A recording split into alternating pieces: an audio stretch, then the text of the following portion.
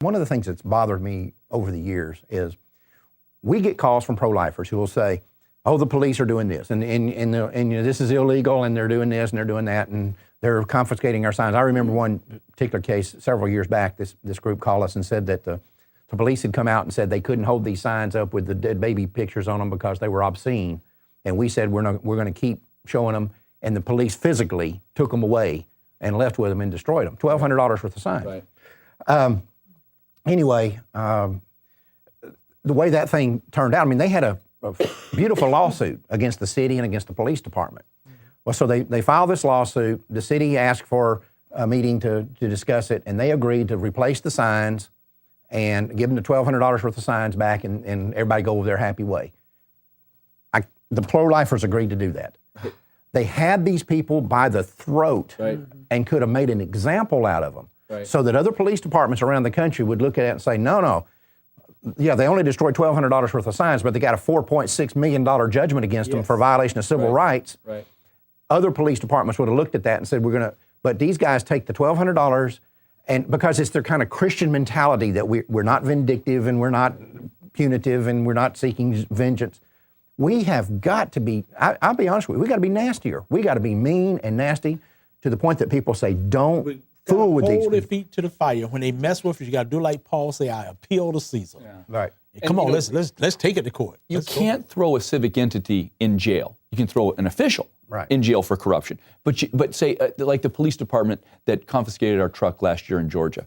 You cannot throw the police department in jail, but you can get the officer reprimanded and maybe even fired, and then you take the municipality to court and make them pay a fine. Well, there are federal laws. Well, hold on just a second. When they're forced to fork over $100,000, then that goes down to the bottom line, and then they're accountable to the taxpayers, and they're forced to account for their misrepresentations, their misdeeds.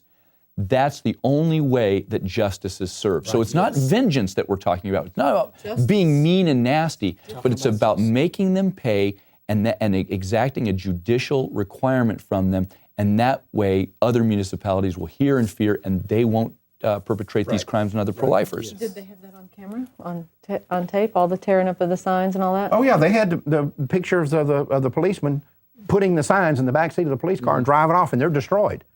The signs cost $1,200, and they settled for getting the $1,200 back. It was so aggravating, so maddening, because we had helped them with this thing and helped them get legal representation, and then they weenie out at the end, and nothing was accomplished, and it was really aggravating. But I just think we've got to be more in their face. I think we have to be more nastier. Absolutely. We have to look for every chance we can to go after these people, because we sit here and complain and say, well, the pro-aborts always get what they want when they go to court, and that's because they have trained the judicial system to know that they're nasty, mean people, and that they will do what they say they're going to do. We don't do that. Just like we're talking about Walter Hart, that is a case really coming against a person's freedom of speech. Right. That's what it is. They're setting it up like you wouldn't believe.